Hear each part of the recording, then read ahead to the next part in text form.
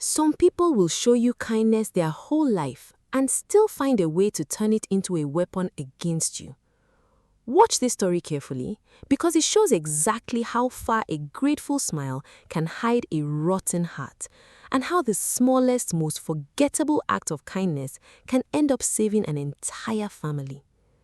Years ago, in a quiet, well-kept compound in Enugu, there lived a man named Engineer Nandi. He worked with a construction firm, respected by everyone who knew him, married to a school teacher named Mrs. Ngozi, whom the neighbors simply called Mama Chidera. Their only daughter, Chidera, was 14, soft-spoken, always top 3 in her class, the kind of child who greeted every adult she passed without being told to. The family wasn't loud with money, but they were comfortable. Every weekday morning, the house woke up in a rush. Engineer Nandi ironing his shirt, Mama Chidera preparing lunchboxes, Chidera hunting for a missing sock before the compound emptied out and went silent until evening. Because both parents worked, the house needed someone to hold it together during the day. That was how Amaka came into their lives, a young woman introduced through a cousin of Mama Chidera's, said to be hardworking, respectful, a good girl from a good home. Nandi and his wife didn't hesitate. They gave her the boys' quarters behind the main house, bought her new clothes for church, and more than once pressed extra money into her palm simply because they could. Nobody in that house ever raised their voice at her. For nearly a year, everything about Amaka's work was excellent. The house was always spotless, the food was always ready. In the afternoons, when Chidera returned from school, the two of them would sit in the kitchen washing plates together, laughing about nothing in particular, a TV show, a teacher, a boy in Chidera's class who wouldn't stop staring at her. From the outside, it looked like a settled, happy household, but something had been quietly rotting inside Amaka for months, and nobody in that house had any idea. Whenever Engineer Nandi sent her to the market with his debit card, Amaka had developed a small habit, stopping briefly at a POS stand, not to withdraw anything, just to check the balance. She'd hand over the card, punch in the PIN, and stare at the printed slip a little too long each time. Nandi had given her both his and his wife's pins himself the very first week she arrived, and it never once occurred to him to change them. Trust, for him, wasn't something you gave in careful doses. He gave it whole or not at all. Watching those numbers grow month after month did something to Amaka. It started as a small, private thought, the kind you'd be ashamed to say out loud, and slowly, the way a hairline crack works its way through a wall, it grew into something else entirely. Then one evening, Engineer Nandi came home changed. He walked through the gate almost bouncing on his feet, grinning before he'd even said a word. "Ngozi, we need to talk. Sit down, sit down." Mama Chidera came out from the kitchen, wiping her hands on her wrapper. "What is it now?" "The farm just closed the contract with the state government. The drainage project, it's mine, all of it." He named a figure that made his wife sit down slowly, as though her legs had simply given up. Chidera came running out of her room at the noise, and when she heard the news, she screamed and threw both arms around her father. The whole sitting room filled with noise, laughter, half-finished sentences, plans nobody would remember making by morning. In the kitchen, Amaka stood very still, a pot in her hands, listening to every word through the doorway. That night, long after the house had gone quiet, Amaka sat on the edge of her bed in the dark, not bothering to switch on the light. She thought about the pins she already had memorized. She thought about the number that was about to move into those accounts. And then a thought arrived that she didn't try very hard to push away. What if they simply weren't there to spend it? She told herself it wouldn't be complicated. Something in the food. Take both cards, disappear before anyone thought to look for her. She had no family in Enugu to trace her back to, nowhere anyone would think to search. She lay back down, and for the first time in weeks, she felt something close to peace. It wasn't peace. It was something much darker wearing peace's clothes. She waited for her moment. It came on a Sunday. While the family was at church, Amaka always stayed behind to have lunch ready for when they returned, which nobody thought twice about. She cooked with unusual care that morning. Jollof rice, well seasoned, the way Mama Chidera liked, and stirred something else into the pot near the end, watching it vanish into the red oil. She didn't taste it. She dished it out neatly, covered each plate, and went to pack a bag, moving fast and quiet, folding only what she could carry easily. By the time she heard the gate creak open and the car pull in, her bag was already zipped and pushed under the bed. She smoothed her dress and walked out to the sitting room, calm on the outside. The family came in warm from the Sunday service, still talking about the sermon. They sat at the table, and just as Nandi reached for the serving spoon, his phone rang. He glanced at the screen and his easy expression tightened. "It's the ministry office," he said, already standing. "There's a document they need signed today, something about the disbursement. Let me go and settle this quickly. Don't wait too long." And with that, he was gone, keys jingling, gate creaking shut behind him. Mama Chidera looked at the steaming plate and sighed. Eating without him felt wrong. It always had, ever since Chidera was small. Chidera said softly, "Let's wait for Daddy." Her mother nodded, and they both left the table, the food untouched, cooling slowly under its covers. In her room, Amaka sat with her bag between her feet, straining to hear the sounds of a meal in progress that never came. No chair scraping, no cutlery, just silence she couldn't explain and didn't dare go check. Meanwhile, Chidera had wandered to the kitchen for water.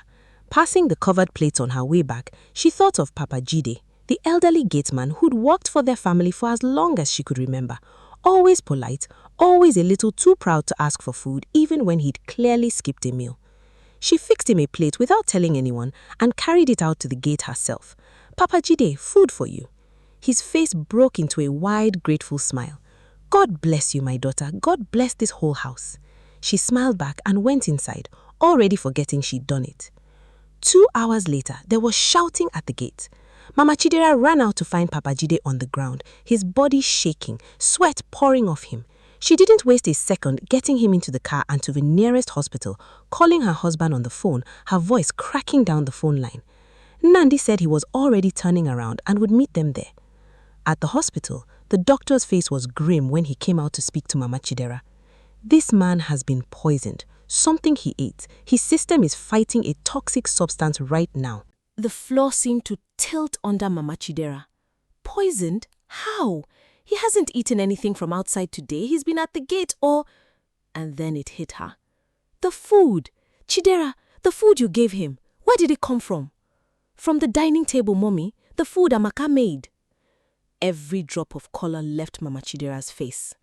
Namdi arrived minutes later, and when his wife told him everything, his usual warmth drained out of him completely, replaced by something colder and stiller than either of them had ever seen on him.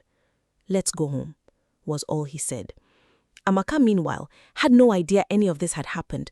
As far as she was aware, the family had simply eaten somewhere else or delayed their meal for some reason she couldn't explain. She was still in her room, increasingly frustrated that her plan had stalled when she heard the car pull back into the compound. She shoved the bag further under the bed and walked out, looking as ordinary as she could manage. "Amaka," Namdi's voice was flat. "Come here." She stepped into the sitting room, adjusting her dress, arranging her face into something calm. "Sir?" "The gateman is in the hospital. He was poisoned." "Poisoned? How? He hasn't eaten anything from outside today. He's been at the gate or—" And then it hit her. "The food! Chidera, the food you gave him, where did it come from?" "From the dining table, Mommy. The food Amaka made." Every drop of color left Mama Chidera's face. Amaka did exactly what people do when they are cornered but not yet ready to break. She denied everything, loudly, tearfully, calling on God and her late mother and every ancestor she could think of, insisting she had cooked with nothing but love in her heart.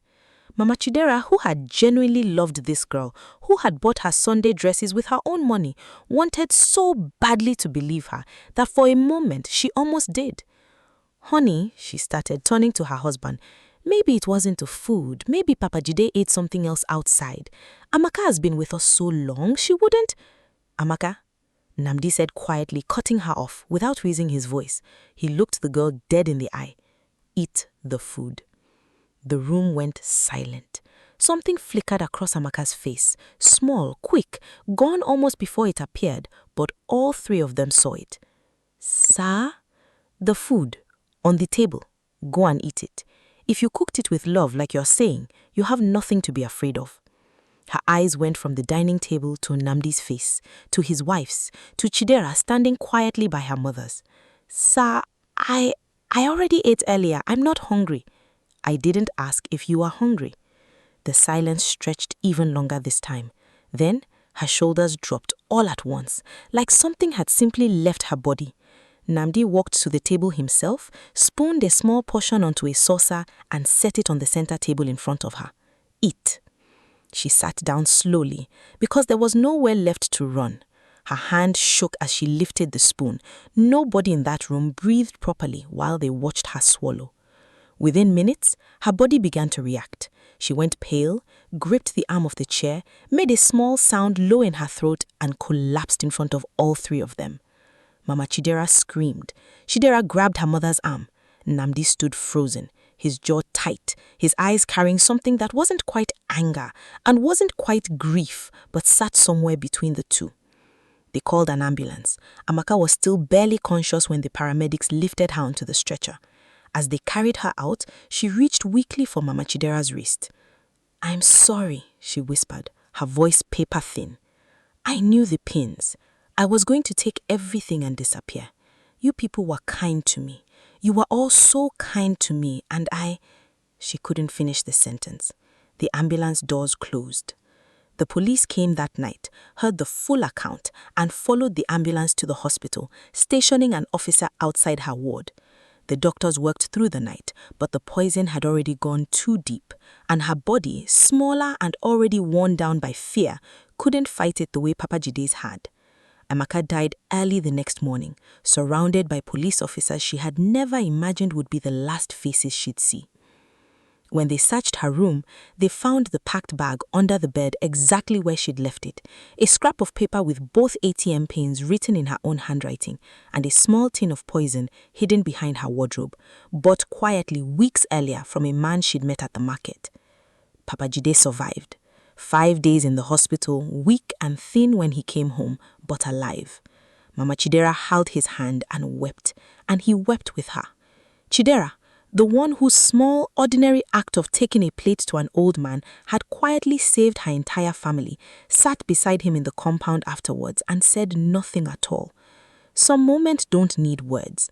Some moments only need someone willing to sit in the silence with you.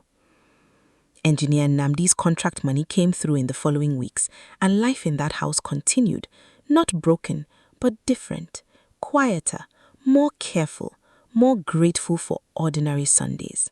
Some evenings, Mama Chidera still stands at the kitchen doorway and looks at that dining table, remembering how close they came to sitting down that afternoon, and how thin the line turned out to be between the life they kept and the one they very nearly lost. She thinks about trust, how it's a gift some people protect with everything they have, and how others take that same gift and crush it in their hands without a second thought. And somewhere underneath the grief and the anger, there's still a small, stubborn sadness for the kind of hunger that drives a person to destroy the very hand that was feeding them. This is the story of the house help who wanted to destroy her boss and his family. Kindness should never be repaid with evil. When someone opens their home and their heart to you, protect that generosity, because whoever bites the hand that feeds them eventually destroys only themselves. Greed is its own poison. Contentment is a quiet gift, and the moment greed enters a heart, it slowly eats through reasoning, conscience, and finally life itself. Greed has never once made anyone rich, only reckless. Small, unnoticed acts of kindness carry more power than grand gestures ever will. It's rarely the big moments that change everything. It's the quiet ones nobody thought to notice. And no matter how carefully a wrong plan is laid, the truth always finds a way out. Wrongdoing cannot hide forever. Justice, through people or simply through circumstance, always arrives in the end. Do good not because someone is watching, but because it's who you choose to be.